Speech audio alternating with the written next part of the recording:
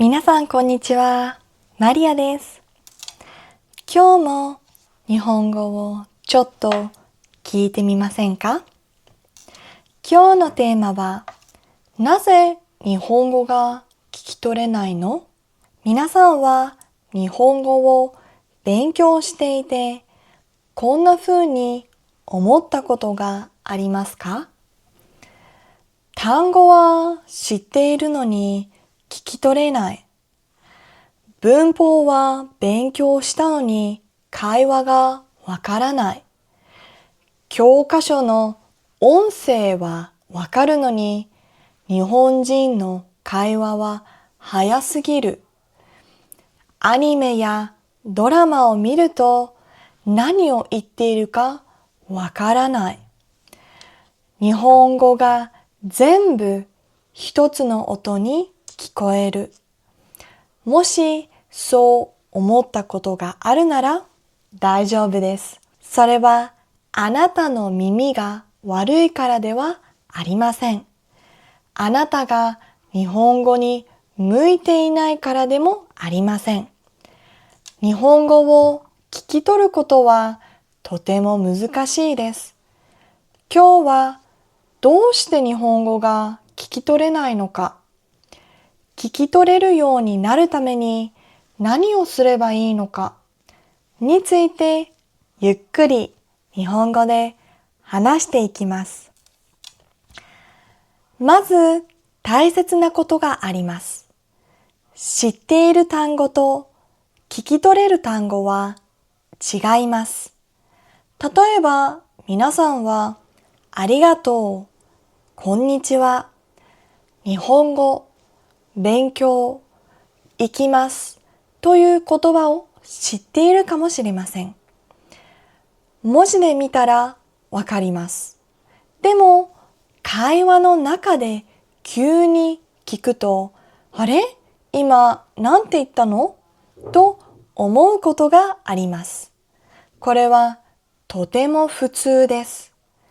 なぜなら耳で聞くときは文字が見えないからです。本を読むときはひらがな、カタカナ、漢字が見えます。文をゆっくり見ることができます。知らない言葉を調べることもできます。でも聞くときは音がすぐに流れていきます。1秒、2秒でどんどん次の言葉が来ます。だから知っている単語でもすぐに聞き取れないことがあります。これは失敗ではありません。知っているから聞き取れるになるには時間と練習が必要です。日本語を聞き取るのが難しい理由の一つは、言葉と言葉がつながって聞こえることです。教科書では文がとてもきれいです。例えば、私は日本語を勉強しています。一つ一つはっきり聞こえるかもしれません。でも実際の会話ではもっと自然に早く話します。私は日本語を勉強しています。とつながって聞こえます。いが少し弱くなったり、をがとても短く聞こえたり、していますがしてますになったりします。だから文字で見る日本語と耳で聞く日本語は少し違います。学習者はよく、今知っている文だったの？と思います。でもそれは自然です。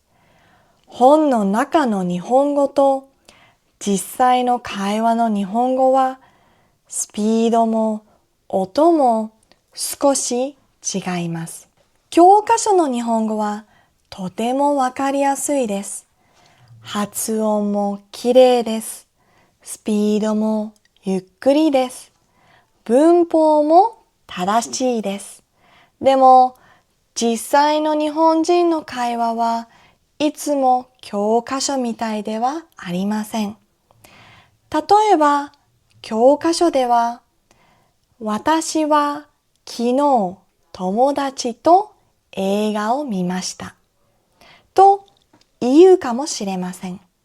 でも、自然な会話では、昨日友達と映画見たんだ。昨日さ、映画見たんだよね。ああ、友達と映画行った。のように言うことがあります。主語がないこともあります。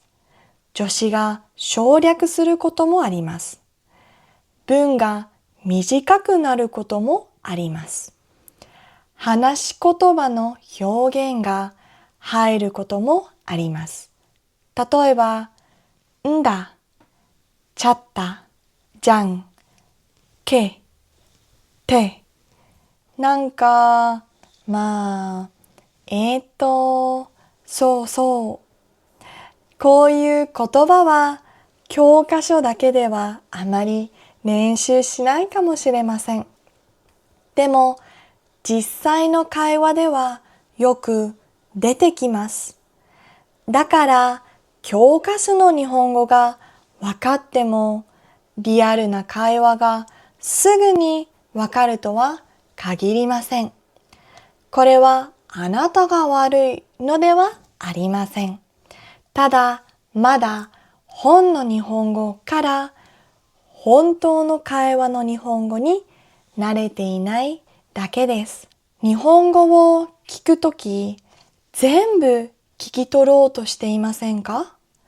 一つ一つの単語を全部聞きたい。助詞も全部聞きたい。文法も全部理解したい。意味も全部わかりたい。その気持ちはとてもよくわかります。でも全部聞き取ろうとするととても疲れます。そして一つわからない単語があるとそこで止まってしまいます。例えば相手が話しています。最初の言葉がわからない。あれ、今の何？と思っている間に次の文が来ます。そしてまた聞き逃します。その結果、全部わからなかったと思ってしまいます。でも、リスニングでは全部聞き取れなくても大丈夫です。大事なのは大事な言葉を聞き取ることです。例えば、明日、駅、3時、友達、行きます。この言葉が聞こえたら、全部わからなくても、明日3時に駅へ行く話かなと予想できます。リスニングは全部を完璧に聞くことではありません。聞こえた言葉から意味を少しずつ考えることです。日本語が聞き取れない理由の一つは、スピードに慣れていないことです。日本人の会話は学習者にとってとても早く感じます。ちょっと待って。もう一回言って。字幕が欲しい。と思うことがありますよね。でも、最初から早い日本語を聞き取れなくても大丈夫です。耳は少しずつ慣れていきます。例えば、最初はゆっくりした日本語を聞く。次に少し自然な日本語を聞く。そして慣れてきたらドラマ、アニメ、YouTube、会話を聞く。こんな風に少しずつレベルを上げていけば大丈夫です。いきなり早い会話を全部理解しようとすると疲れてしまいます。だから最初はゆっくりでいいです。同じ音声を何回も聞いてもいいです。1回目は全体の意味、2回目は知っている単語、3回目は文の形、4回目は音のつながり。こんな風に聞くと少しずつ耳が慣れていきます。日本語の動画を見るとき、字幕を使う人も多いと思います。字幕はとても便利です。知らない言葉がわかります。漢字も確認できます。意味も理解しやすくなります。だから字幕を使うことは悪いことではありません。でも、いつも字幕だけを見ていると、耳ではなく目で理解する練習になってしまうことがあります。つまり、読めるけど聞けないという状態になりやすいです。だからおすすめは字幕の使い方を変えることです。例えば、1回目は字幕なしで聞く。2回目は日本語字幕で見る。3回目はもう一度字幕なしで聞く。これだけでもとてもいい練習になります。最初から全部わからなくても大丈夫です。あ、この単語だけ聞こえた。あ、この文知ってる。あ、さっきより聞こえた。それで十分です。字幕は敵ではありません。でも字幕だけに頼りすぎないことが大切です。ここで少しお知らせです。もしこのポッドキャストでもっと日本語を勉強したい人はビューリングアルをぜひチェックしてみてください。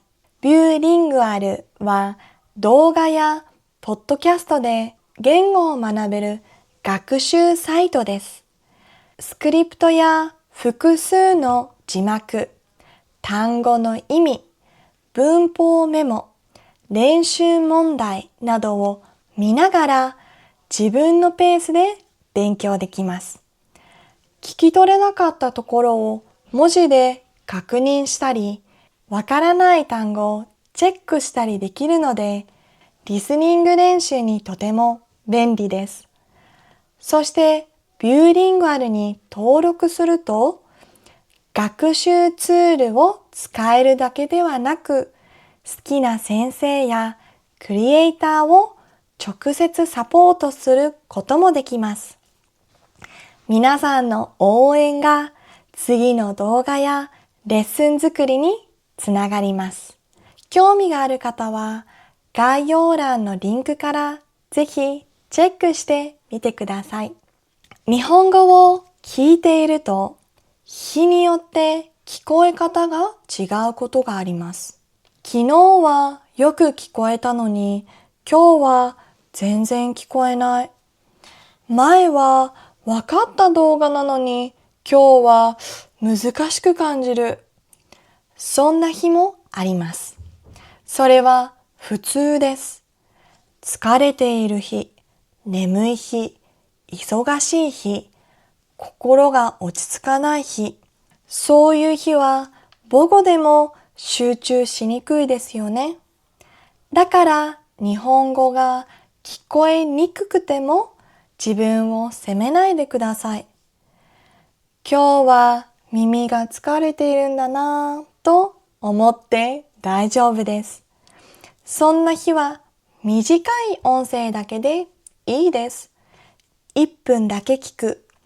好きな歌を聞く。前に聞いた簡単な動画を見る。または休む。それで大丈夫です。リスニングは毎日完璧にできるものではありません。少しずつ慣れていくものです。リスニングをしていると聞き取れなかった言葉ばかり気になります。またわからなかった。全部聞こえなかった。私はリスニング苦手だ。と、そう思うかもしれません。でも、聞き取れなかった言葉ではなく、聞き取れた言葉も見てください。例えば、今日だけ聞こえた。行きますだけ聞こえた。ありがとうだけ聞こえた。それも進歩です。最初は音が全部同じに聞こえたかもしれません。でも今は一つ、二つ言葉が聞こえるようになっているかもしれません。それはとても大きなことです。リスニングは急に全部わかるようになるものではありません。最初は点です。一つの単語、一つの表現、一つの音。その点が少しずつ増えて、いつか線になります。そして少しずつ文になります。だから小さな聞こえたを大切にしてください。知っている単語でもすぐに聞き取れるとは限りません。日本語は言葉と言葉がつながって聞こえます。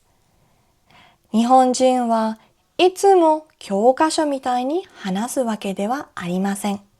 そして全部聞き取ろうとするととても疲れてしまいます。聞こえた言葉から少しずつ意味を考えましょう。では最後に皆さんへの質問です。皆さんは日本語を聞くとき何が一番難しいですか？では今日はここまでです。今日も最後まで聞いてくれてありがとうございました。ではまた次のポッドキャストでお会いしましょう。またねー。